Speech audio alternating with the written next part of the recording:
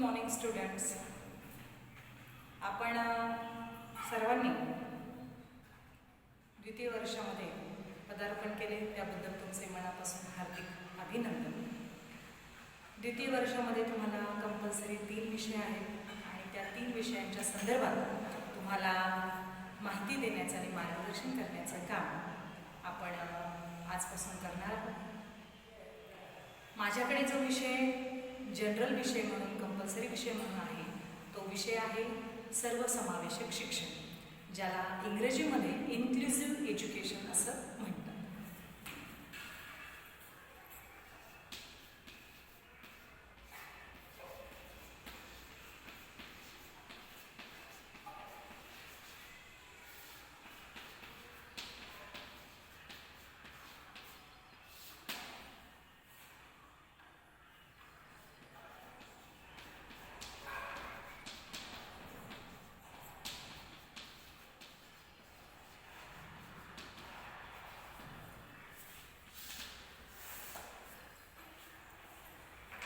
Inclusive education तर हा विषय तसा नवीन शिक्षण प्रवाह म्हणून मानला जातो आणि सध्याच्या शिक्षण प्रणालीमध्ये अत्यंत आत्ताच्या आधुनिक काळामध्ये हा विषय जास्त गांभीर्याने विचारात घेतला गेलेला आहे. आंतरराष्ट्रीय स्तरावर सुद्धा या विषयाची दखल घेण्यात आली आणि त्यानंतर या विषयाला सर्वच देशांनी स्वीकारले आणि आपापल्या देशाच्या शिक्षण प्रणालीमध्ये या संकल्पनेला त्यांनी महत्त्वाचे स्थान दिलेले आहे. तर जसं प्रत्येक विषयामध्ये 4 मॉड्यूल्स असतात तसं आपल्याही या विषयामध्ये 4 मॉड्यूल्स आहेत, त्यांची ओळख आज आपण करून घेणार आहोत. तर पहिल्या मॉड्यूलचं नाव आहे समावेशक शिक्षणाची संकल्पना आणि धोरणे.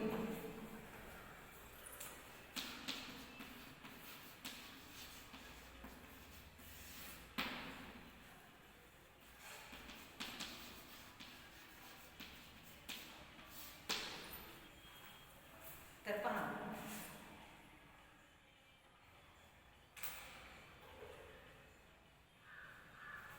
समावेशक शिक्षणाची संकल्पना. तसा हा विषय आपल्याला अनोखी वाटतो.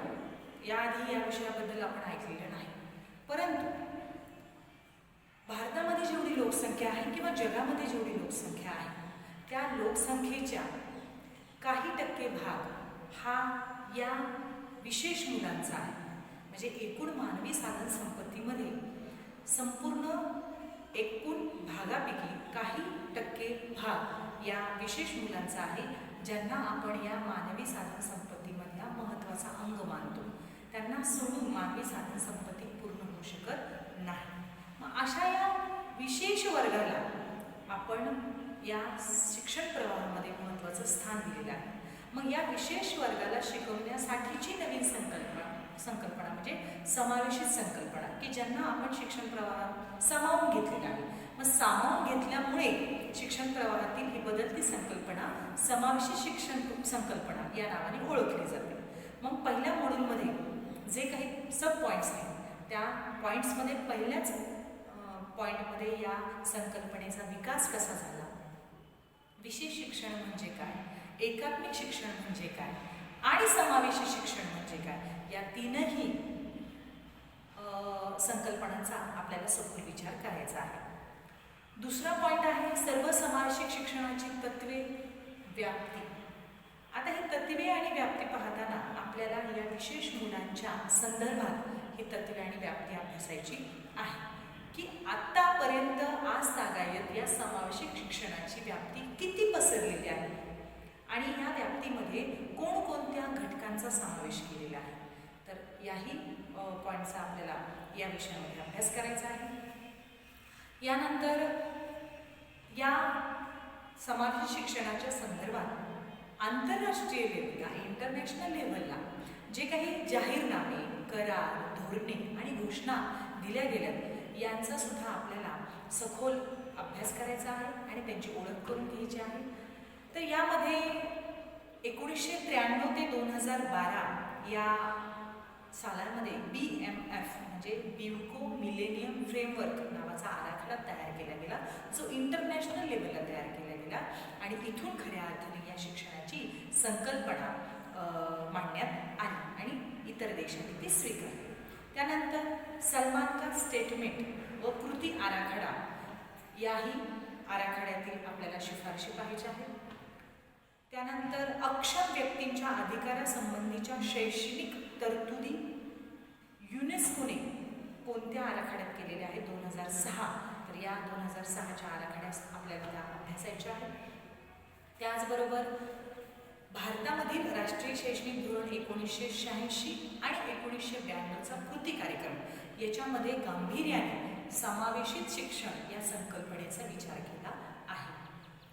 अक्षम व्यक्ती कायदा 1995, राष्ट्रीय अक्षमता विषयक धोरण 2006, राष्ट्रीय अभ्यासक्रम आराखडा 2005, त्याचबरोबर सर्व शिक्षा अभियान, माध्यमिक शिक्षा अभियान आणि समावेशित शिक्षणाच्या संदर्भात वेगवेगळ्या संस्थांच्या भूमिका यांचाही आपल्याला याच्यामध्ये विचार करायचा आहे. या संस्था कोणत्या आहेत तर भारतीय पुनर्वसन परिषद, राष्ट्रीय संस्था, त्याचबरोबर CRCS, BRCS, SSA अंतर्गत CBRC आणि CRC आणि शेवटी नॅशनल ट्रस्ट आणि NGOज म्हणजे नॉन गव्हर्नमेंट ऑर्गनायझेशन अशा वेगवेगळ्या उपमुद्द्यांच्या आधारे आपल्याला हे पहिलं मॉडेल अभ्यासायचं आहे. यानंतर आपण वळूया दुसऱ्या मॉडेलकडे. दुसऱ्या मॉडेलचं जे नाव आहे ते आहे भिन्नतेचे आकलन आणि विशेष गरजांची ओळख.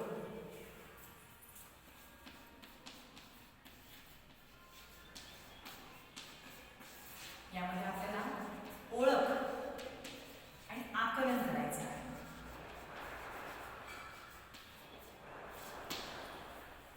पहिल्या मॉडेलमध्ये आपण सगळ्या संकल्पना अभ्यासल्या आणि दुसऱ्या मॉडेलमध्ये आपल्याला या विशेष मुलांच्या प्रत्येक वर्गाची ओळख करून घ्यायची आहे आणि त्यांचं वेगवेगळ्या मुद्द्यांच्या आधारे आकलन करायचं आहे.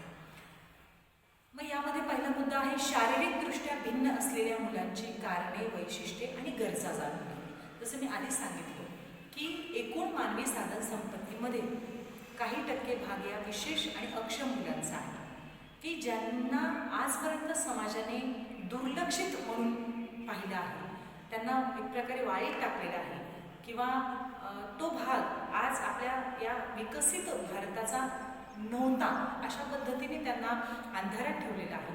परंतु तसं न करता जर आपल्या भारताला खऱ्या अर्थानं विकसित देशामध्ये यायचं असेल, डेव्हलप कंट्री म्हणून जर त्याला स्वतःची ओळख निर्माण करायची असेल तर या अक्षम आणि विशेष मुलांनाही त्यांना शिक्षणाच्या प्रवाहात सामावून घेणं गरजेचं आहे. कारण शिक्षकाला नेशन बिल्डर असं म्हटलं जातं. त्यामुळे प्रत्येक शिक्षकाला वर्गामधील प्रत्येक मुलाच्या गरजा, वैशिष्ट्ये माहिती असणं गरजेचं आहे. त्याचबरोबर प्रत्येक वर्गातलं मूल हे विशेष असतं ही गोष्ट त्यांच्या लक्षात असली पाहिजे आणि त्या दृष्टीने त्यांनी या मुलांचं आकलन व्यवस्थित केलं पाहिजे, त्यांच्या गरजा लक्षात घेतल्या पाहिजे आणि त्यानुसार त्यांना शिक्षण दिलं पाहिजे. मग यासाठी आपल्याला पहिल्यांदा शारीरिकदृष्ट्या भिन्न असलेल्या मुलांची कारणे, वैशिष्ट्ये आणि गरजा जाणून घ्यायच्या आहेत. मग शारीरिकदृष्ट्या अपंग किंवा अक्षम विद्यार्थी कोण तर शारीरिक व्यंग असणारी मुलं आपल्याला डोळ्यासमोर आणायची. जनरली आपण पाहतो अपघाताने म्हणा किंवा अगदी जन्माच्या वेळेस म्हणा काही अडचणी आल्यामुळे या मुलांमध्ये ते व्यंग जन्मास येतो आणि त्या व्यंगाला घेऊन त्यांना अख्खं आयुष्य काढावं लागतं. मग याच्यामध्ये एखादा डोळा नसणे, दोन्ही डोळे नसणे किंवा डोळे आहेत पण नजर नसते, त्यांना दृष्टीदोष म्हणतात, कर्णबधीर म्हणतात, मूकबधीर म्हणतात. अशी काही मुलं आहेत. त्यामध्ये लुळे आहेत, मांगळे आहेत, काहींना पॅरालिसिसचा अटॅक आलेला असतो, अशी काही मुले आहेत. त्याचबरोबर शरीरावर ज्यांचं नियंत्रण नसतं, ज्यांचे स्नायू हे कमकुवत असतात, कमजोर असतात, अस्थिव्यंग आपण त्यांना म्हणूया, ज्यांना चेतापेशींच्या रचनेमध्ये अकार्यक्षमता असते, अशी काही मुलं असतात. काहींमध्ये एकापेक्षा जास्त अक्षमता असते, ज्याला बहुअक्षम मुलं असं म्हणतात. तर अशा सर्व मुलांचा, शारीरिकदृष्ट्या अपंग असणाऱ्या मुलांचा आपल्याला या सेकंड मॉड्यूलमध्ये अभ्यास करायचा आहे. दुसरा मुद्दा आहे बौद्धिक आणि मानसिकदृष्ट्या भिन्नता असलेल्या मुलांची कारणे, वैशिष्ट्ये आणि गरजा जाणून घेणे. आता बौद्धिकदृष्ट्या व मानसिकदृष्ट्या हे दोन्हीही शब्द इथे महत्त्वाचे आहेत. कारण शारीरिकदृष्ट्या अपंग असणारी मुलं हे बौद्धिकदृष्ट्या अक्षम असतील असं नाही. कदाचित ते हुशार असतात, फक्त शरीर त्यांचं साथ देत नाही. परंतु जे बौद्धिक आणि मानसिकदृष्ट्या अक्षम असतात अशा मुलांच्या बाबतीत मात्र आपल्याला गांभीर्याने विचार करावा लागतो. त्यांच्या गरजा, त्यांची वैशिष्ट्ये ही इतर मुलांपेक्षा वेगळी असतात, भिन्न असतात. मग यामध्ये कोणत्या मुलांचा समावेश होतो? तर यामध्ये मतिमंद मुलं, गतिमंद मुले, मानसिकदृष्ट्या अपंग, प्रतिभावान, सृजनशील बालके आणि अक्षम मुले यांचा समावेश होतो. तर याही मुलांच्या गरजा, वैशिष्ट्ये लक्षात घेऊन आपल्याला या मुलांना समजून घेणं गरजेचं आहे आणि त्यानुसार यांना शिक्षण देणं गरजेचं आहे. यानंतर तिसरा मुद्दा आहे अध्ययन अक्षमता असणारी मुले. आता अभ्यासाच्या बाबतीत अक्षमता असणारी मुलं, आपल्याला ही मुलं सामान्य मुलांसारखीच दिसतात. जशी इतर मुलं असतात तशीच ही मुलं दिसतात, कारण ते व्यंग यांचं दिसून येत नाही. परंतु अभ्यास करताना मात्र यांना तीव्र अडचणी जाणवतात आणि म्हणून त्यांचा हा वर्ग अध्ययन अकार्यक्षम मुलांमध्ये केला जातो किंवा त्यांची वर्गवारी त्याच्यामध्ये केली जाते. मग अध्ययन अकार्यक्षम मुलं म्हणजे कोणती? तर याच्यामध्ये प्रामुख्याने 4 प्रकार पडलेले आहेत. पहिला जो आहे तो डिस्लेक्सिया, ज्यांच्यामध्ये वाचन दोष भरपूर मोठ्या प्रमाणात असतो त्या मुलांना डिस्लेक्सिया या अक्षमतेने ग्रासलेल्या असतात. दुसरा जो प्रकार आहे डिस्कॅल्क्युलिया, या मुलांमध्ये, या प्रकारामध्ये या मुलांना गणितीय आकडेमोड करताना अडचण येते, म्हणून या मुलांच्या या अक्षमतेच्या प्रकाराला डिस्कॅल्क्युलिया असं म्हणतात. तिसरा प्रकार आहे डिस्ग्राफिया, आरेखन, रेखन, लेखन करताना ज्या मुलांना अडचण येतात त्या मुलांचा समावेश डिस्ग्राफिया या अक्षम प्रकारामध्ये केला जातो. आणि चौथा आहे ऑटिझम, ज्याला मराठीमध्ये स्वमग्न मुलं म्हणतात, की जे स्वतःच्याच विश्वात मग्न असतात. त्यांना इतर आजूबाजूला काय चाललंय याचं काहीही देणं घेणं नसतं. अशा मुलांना ऑटिझम या प्रकारामध्ये आपण या मुलांना त्या प्रकारामध्ये आपण लक्षात घेऊ शकतो. ऑटिझम मुलं म्हणजे काय, स्वमग्न मुलं म्हणजे काय, हा जो प्रकार आहे याही प्रकाराचा आपल्याला याच्यात अभ्यास करायचा आहे. आणि या मॉड्यूलमधला सगळ्यात शेवटचा चौथा पॉईंट जो आहे तो म्हणजे सामाजिक, आर्थिक, सांस्कृतिक, भावनिक, शैक्षणिक भिन्नता असलेली मुले. मग आता ही मुलं म्हणजे कोणती? तर आपण पाहतो की आपल्या आजूबाजूला सगळ्याच गावांचा आणि शहरांचा समान पद्धतीने विकास झालेला असतो. काही डोंगराळ भाग असतात, काही जंगलातले भाग असतात, आदिवासी काही भाग असतात, काही दुर्गम भाग असतात, काही दुष्काळी भाग असतात, डोंगरदऱ्यांमधले काही भाग असतात. अशा मुलांना शिक्षणापासून ह्या मुलांना वंचित न ठेवता यांना सुद्धा या प्रवाहात आणण्याचा प्रयत्न शासनाने केलेला आहे. म्हणून याही मुलांचा आपण समावेश या अक्षम मुलांमध्ये केलेला आहे. त्यामध्ये मागास विभागातील मुले आहेत, वंचित विभागातील मुले आहेत, आदिवासी आणि डोंगराळ भागातील मुले आहेत, दारिद्र्य रेषेखालील मुले आहेत आणि वर्तनविषयक दोष असणारी मुले आहेत, की जे वागताना बोलताना सुद्धा नॉर्मल नसतात, ॲबनॉर्मल चाइल्ड असतात. अशा मुलांचा सुद्धा आपल्याला याच्यामध्ये अभ्यास करायचा आहे. अशा पद्धतीने सर्वच अक्षम मुलांचा सखोल अभ्यास, त्यांच्या वैशिष्ट्ये, गरजा लक्षात घेऊन त्यांना कोणत्या शिक्षण पद्धती दिल्या पाहिजेत याचा विचार आपल्याला या सेकंड मॉड्यूलमध्ये त्या अर्थाने करायचा आहे. यानंतर तिसरं जे मॉड्यूल आहे त्या मॉड्यूलचं नाव आहे समावेशनासाठी शाळेची सज्जता.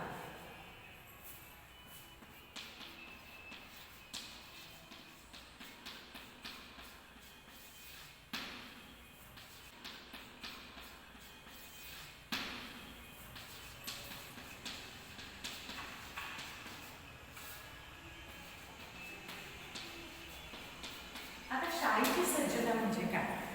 तर पहा, जसं आपण पहिल्या मॉड्यूलमध्ये संकल्पनेचा अभ्यास केला, दुसऱ्या मॉड्यूलमध्ये यांची ओळख करून घेतली, विशेष मुलांच्या गरजांची, वैशिष्ट्यांची.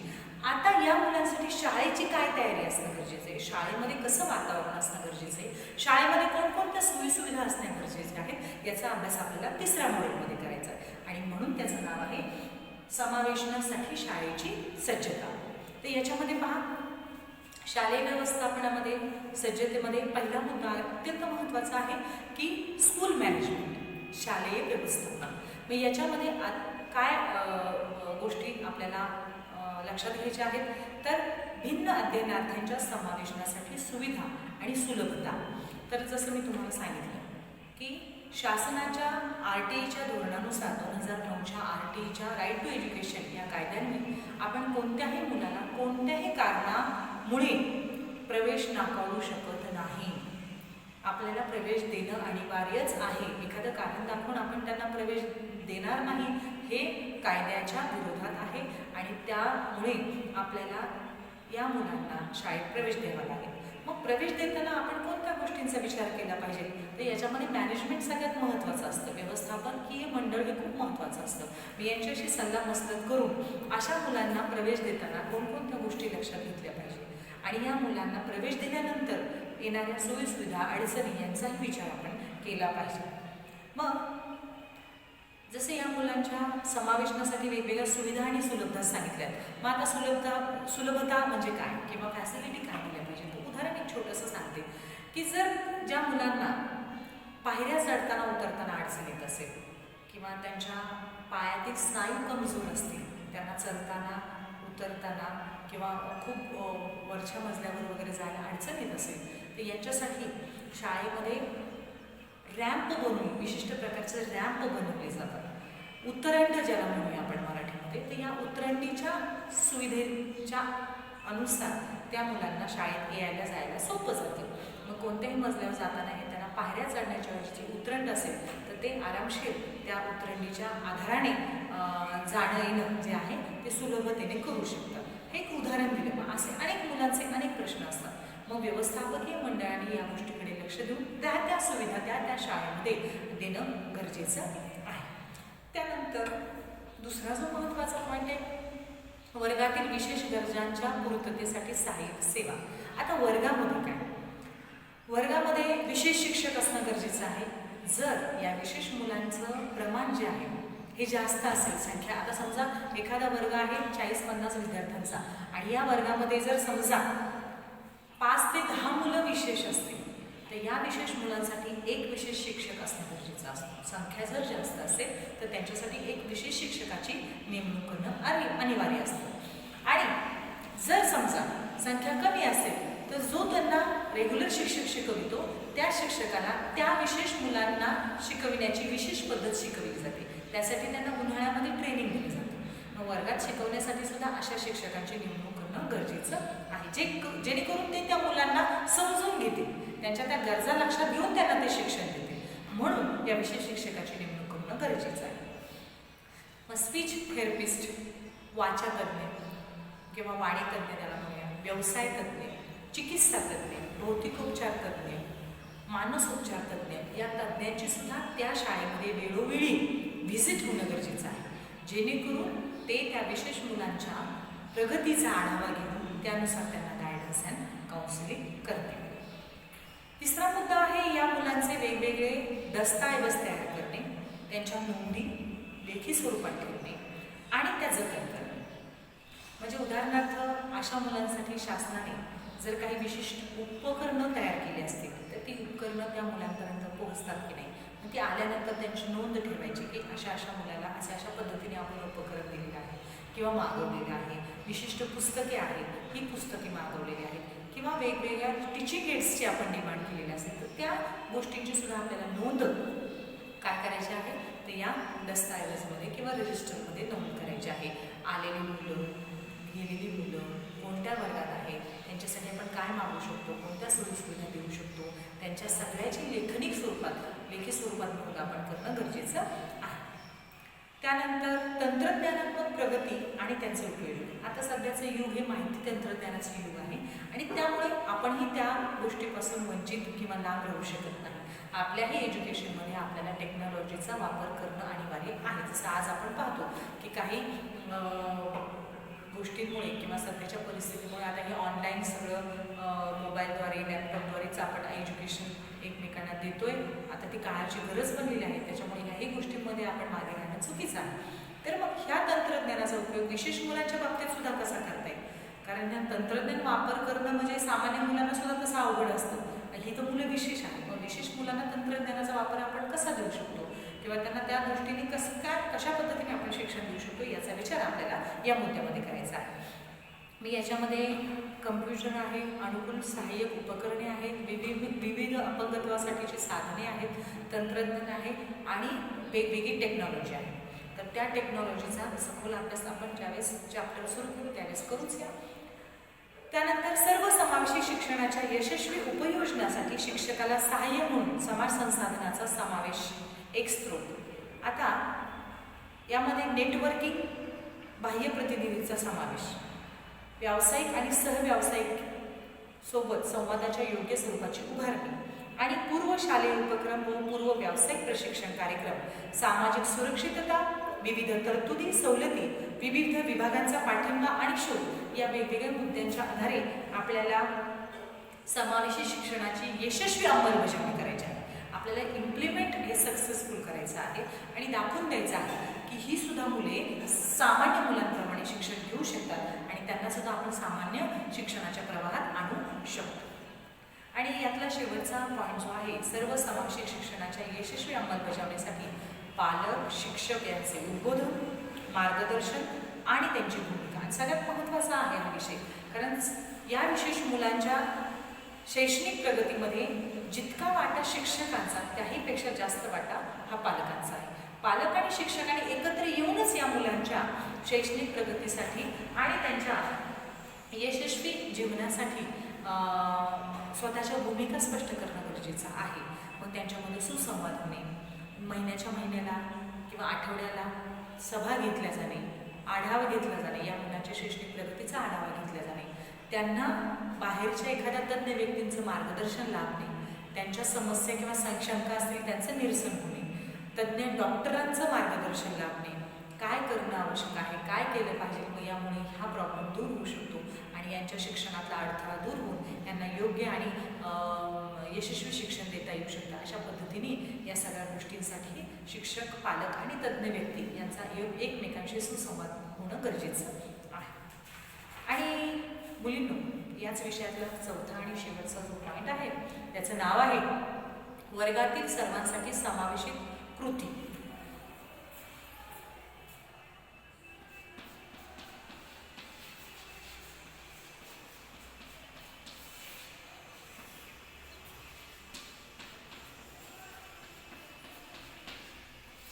आता वर्गकृती करणं गरजेचं आहे. वर्गकृती म्हणजे वर्गामध्ये आपण आता काय करायचं आहे, कोणत्या ॲक्शन्स घ्यायच्यात या मुलांच्या एज्युकेशनसाठी, तर ते आपण पाहूया. त्यातला पहिला मुद्दा आहे मुलांच्या शैक्षणिक चित्रालेख माहिती होण्यासाठी त्यांचे मूल्यमापन करणे.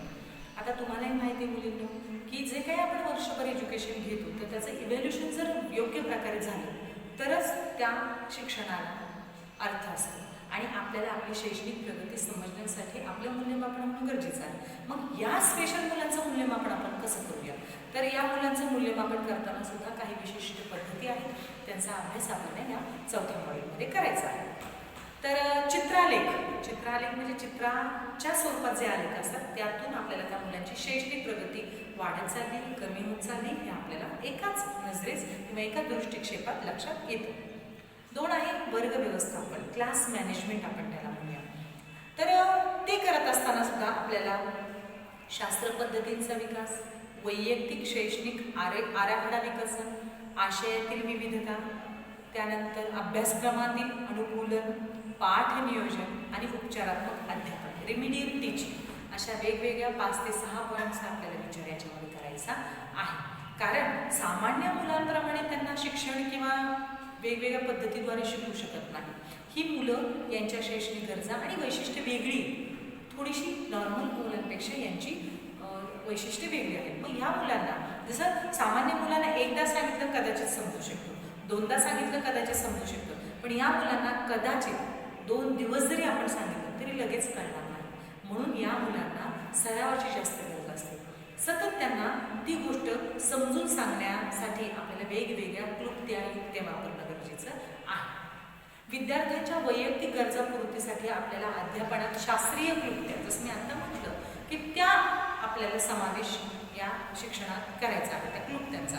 याच्यामध्ये सहकार्यात्मक अध्यापन, ज्याला कोलॅबरेटिव्ह लर्निंग असं म्हणतात,